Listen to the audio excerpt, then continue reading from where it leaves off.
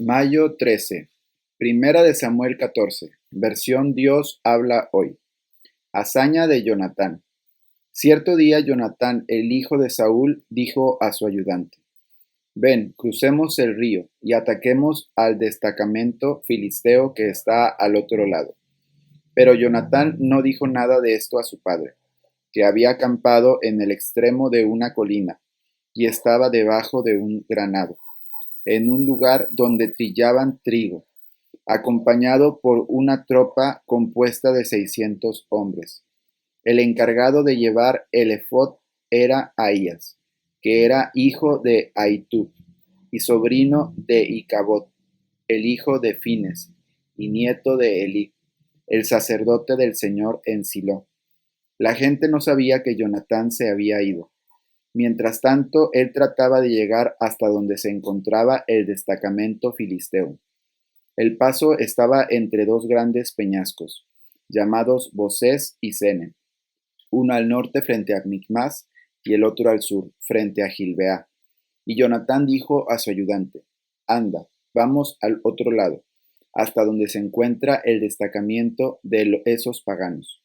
Quizá el Señor haga algo por nosotros, ya que para Él no es difícil darnos la victoria con mucha gente o con poca. Haz todo lo que tengas en mente, que estoy dispuesto a apoyarte en tus propósitos, respondió su ayudante. Entonces Jonatán le dijo: Mira, vamos a pasar al otro lado, a donde están esos hombres, y dejaremos que nos vean. Si nos dicen que esperemos a que bajen hasta donde estamos, nos quedaremos allí, y no subiremos a donde ellos están. Pero si nos dicen que subamos, lo haremos así, porque eso será una señal de que el Señor nos dará la victoria.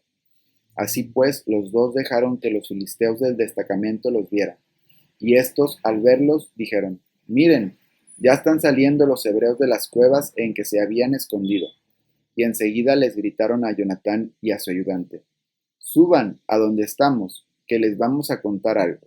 Entonces Jonatán le dijo a su ayudante: Sígueme, porque el Señor va a entregarlos en manos de los israelitas.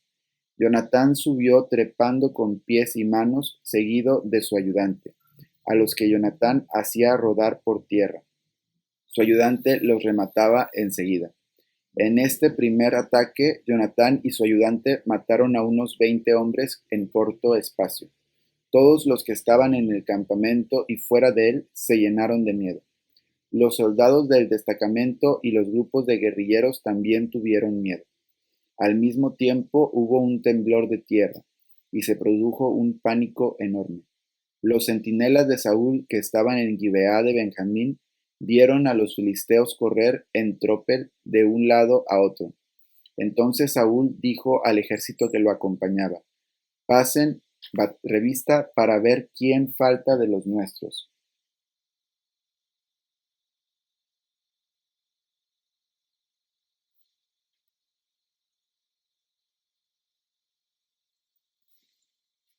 Al pasar revista, se vio que faltaba Jonatán y su ayudante. Y como ese día el efod de Dios se hallaba entre los israelitas, Saúl le dijo a Ahías: Trae aquí el efod de Dios.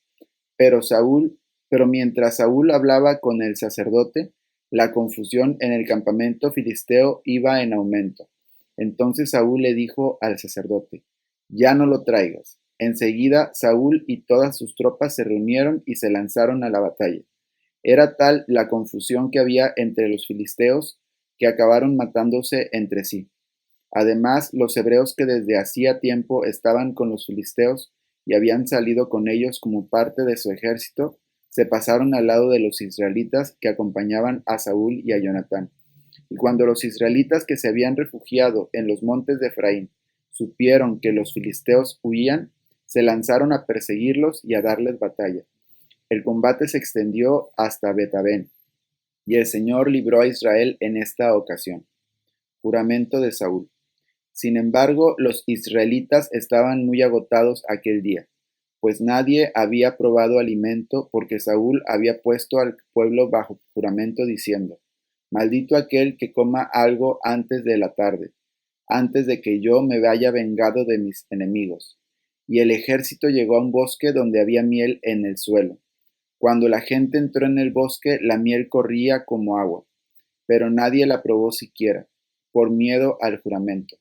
Pero Jonatán, que no había escuchado el juramento bajo el cual su padre había puesto al ejército, extendió la vara que llevaba en la mano, mojó la punta en el panal de miel y comió de ella, con lo cual se reanimó enseguida. Entonces uno de los soldados israelitas le dijo: Tu padre ha puesto al ejército bajo juramento, y ha dicho que quien hoy coma alguna cosa será maldito. Por eso la gente está muy agotada. Jonatán respondió: Mi padre ha causado un perjuicio a la nación. Mira qué reanimado estoy después de haber probado un poco de esta miel. Y más lo estaría la gente si hubiera comido hoy de lo que le quitó al enemigo. Y qué tremenda habría sido la derrota de los filisteos. Aquel día los israelitas derrotaron a los filisteos, luchando desde Micmas hasta Ayalón. Pero el ejército israelita estaba muy agotado, así que finalmente se lanzó sobre lo que se le había quitado al enemigo, y tomando ovejas, vacas y becerros, los degollaron en el suelo y comieron la carne con sangre y todo. Pero algunos fueron a decirle a Saúl: La gente está pecando contra el Señor porque está comiendo carne con sangre. Entonces Saúl dijo: Son ustedes unos traidores. Tráiganme hasta aquí rodando una piedra grande. Además, hablen con la gente y díganles que cada uno me traiga aquí su toro o su oveja, para que ustedes los degüellen y coman, y no pequen contra el Señor comiendo carne con sangre. Esa misma noche, cada uno llevó personalmente su toro y lo degollaron allí. Saúl, por su parte, construyó un altar al Señor, que fue el primero que le dedicó. Después propuso Saúl: Bajemos esta noche a perseguir a los filisteos y hagamos un saqueo hasta el amanecer, sin dejar vivo a ninguno. Todos respondieron: Haz lo que te parezca mejor. Pero el sacerdote dijo: Antes que nada consultemos a Dios. Entonces Saúl consultó a Dios: ¿Debo perseguir a los filisteos? ¿Los entregarás en manos de los israelitas? Pero el Señor no le respondió ese día. Por lo tanto, Saúl dijo: Acérquense aquí todos los jefes del ejército y averigüen quién ha cometido hoy este pecado. Juro por el Señor, el Salvador de Israel, que aunque haya sido mi hijo Jonatán, tendrá que morir. Nadie en el ejército respondió. Por eso Saúl dijo a todos los israelitas: Pónganse ustedes de este lado, y del otro lado nos pondremos mi hijo Jonatán y yo. Haz lo que te parezca mejor, contestó la tropa. Entonces Saúl exclamó: Señor y Dios de Israel, ¿por qué no has respondido hoy a tu servidor? Si la culpa es mía o de mi hijo Jonatán, al echar suertes saldrá el Urim. Pero si la culpa es de Israel, tu pueblo, al echar las suertes saldrá el Tumim. La suerte cayó sobre Jonatán y Saúl, y el pueblo quedó libre de culpa. Luego Saúl dijo: Echen suertes entre mi hijo Jonatán y yo. Y la suerte cayó sobre Jonatán, por lo cual dijo Saúl a Jonatán: Confiésame lo que has hecho. Jonatán confesó: Realmente probé un poco de miel con la punta de la vara que llevaba en la mano, pero aquí estoy dispuesto a morir. Saúl exclamó: Que Dios me castigue con toda dureza si no mueres, Jonatán. Pero el pueblo respondió a Saúl: ¿Cómo es posible que muera Jonatán si ha dado una gran victoria a Israel? Nada de eso. Por vida del Señor, que no caerá al suelo ni un pelo de su cabeza. Porque lo que ha hecho hoy, lo ha hecho con la ayuda de Dios. De este modo el pueblo libró a Jonatán de morir. Saúl, a su vez, dejó de perseguir a los filisteos, los cuales regresaron a su territorio. Así pues, Saúl tomó posesión del reino de Israel, y en todas partes combatió contra sus enemigos, que eran Moab, Amón, Edom, el rey de Sobá, y los filisteos. Y dondequiera que iba, vencía. Reunió un ejército y venció a Amalec, librando así a Israel de las bandas de salteadores. Los hijos de Saúl fueron Jonatán, Isbi y Malquisúa. Sus dos hijas fueron Merab, la mayor, y Mical, la menor. La mujer de Saúl se llamaba Ahinoam, hija de Ahimas. El general de su ejército se llamaba Abner, hijo de Ner, tío de Saúl. Quis, padre de Saúl, y Ner, padre de Abner, eran hijos de Abiel. La guerra contra los filisteos fue muy dura durante toda la vida de Saúl. Por eso, Saúl alistaba en su ejército a todo hombre fuerte y valiente. Juan 7, versión traducción en lenguaje actual. Algunos hombres de Jerusalén quisieron arrestar a Jesús, pero no pudieron, pues todavía no había llegado el momento de que todos supieran quién era. Sin embargo, muchos creyeron en él y decían, ni el Mesías podría hacer los milagros que hace este hombre. Los fariseos quieren arrestar a Jesús. Los fariseos oyeron lo que la gente decía. Entonces ellos y los sacerdotes principales enviaron a unos guardias del templo para que arrestaran a Jesús. Pero Jesús dijo, estaré con ustedes solo un poco más de tiempo. Luego volveré a donde está el que me envió. Ustedes me buscarán, pero no me encontrarán, porque no pueden ir a donde yo voy. Los jefes judíos comenzaron a preguntarse entre ellos, ¿y a dónde podrá ir que no podamos encontrarlo? ¿Acaso piensa ir a vivir entre los judíos de otros países y enseñar también a los que no son judíos? ¿Qué quiere decir con eso de que me buscarán pero no me encontrarán porque no pueden ir a donde yo voy? Ríos de agua viva. El último día de la fiesta de las enramadas era el más importante. Ese día Jesús se puso en pie y dijo con voz fuerte, el que tenga sed, venga a mí. Ríos de agua viva brotarán del corazón de los que creen en mí. Así lo dice la Biblia. Al decir esto, Jesús estaba hablando del Espíritu de Dios que recibirían los que creyeran en él, porque mientras Jesús no muriera y resucitara, el Espíritu no se haría presente. ¿Realmente quién es Jesús? Cuando algunos de los que estaban allí oyeron esto, dijeron, ¿de veras que este hombre es el profeta que Dios nos iba a enviar? Otros decían, este hombre es el Mesías. Y aún otros decían, el Mesías no puede venir de la región de Galilea. La Biblia dice que el Mesías debe ser de la misma familia del rey David y que nacerá en Belén, el pueblo de donde era David. Así que nadie se ponía de acuerdo acerca de quién era Jesús. Y aunque no faltaba quien quería llevárselo a la cárcel, nadie se atrevía a tocarlo. Los jefes judíos no creían en Jesús.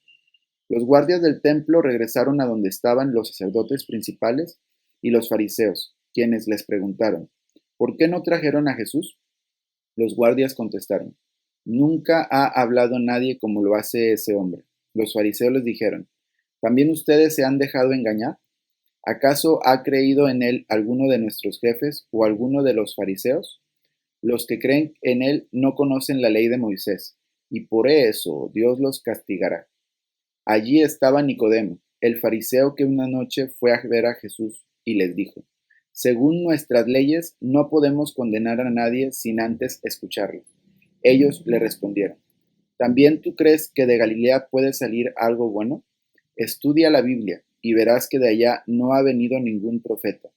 Después de esto, cada quien se fue a su casa. Salmo 109, versión Nueva Biblia Viva. Al director musical, Salmo de David.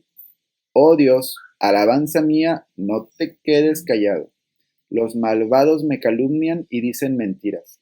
Con sus palabras de odio me inquietan y sin razón alguna me buscan pleito. Yo los amo, pero aún mientras oro por ellos, ellos están procurando destruirme. Pagan mal por bien y odio por mi amor. Pon en su contra a un malvado, haz que un acusador los lleve a juicio, que los declaren culpable al ser juzgado.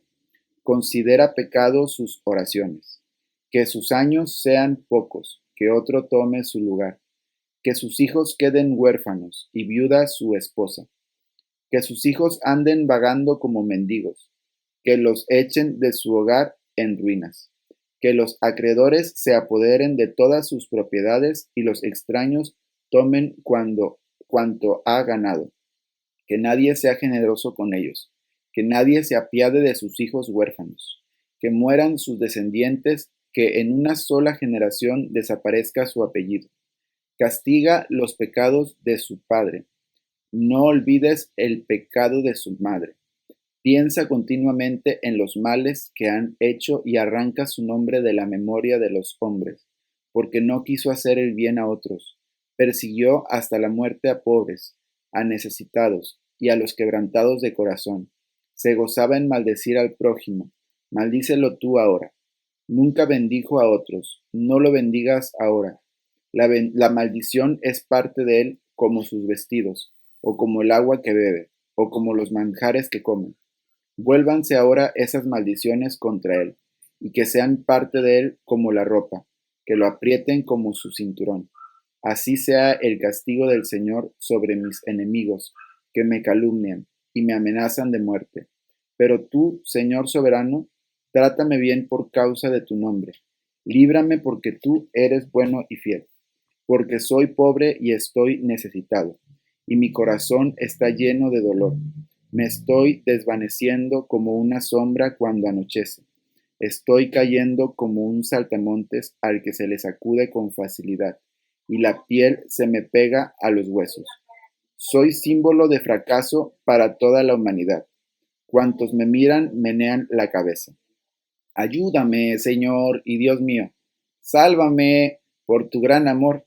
Hazlo en público, para que todos vean que tú lo has hecho. Después que me maldigan si quieren, pero tú me bendecirás. Pues entonces todos sus esfuerzos por destruirme fracasarán. Pues yo soy tu siervo y seguiré regocijándome. Que todos vean su humillación. Cúbrelos con un manto de vergüenza. Pero yo daré repetidas gracias al Señor y lo alabaré ante todos, porque Él defiende al necesitado, para salvarlo de quienes lo condenan. Proverbios 15, versión nueva Biblia viva. El necio menosprecia la corrección de su padre. El que la toma en cuenta demuestra inteligencia. En la casa del justo hay gran abundancia, pero en las ganancias del malvado grandes problemas. Los labios del sabio esparcen sabiduría. El corazón del necio no la conoce.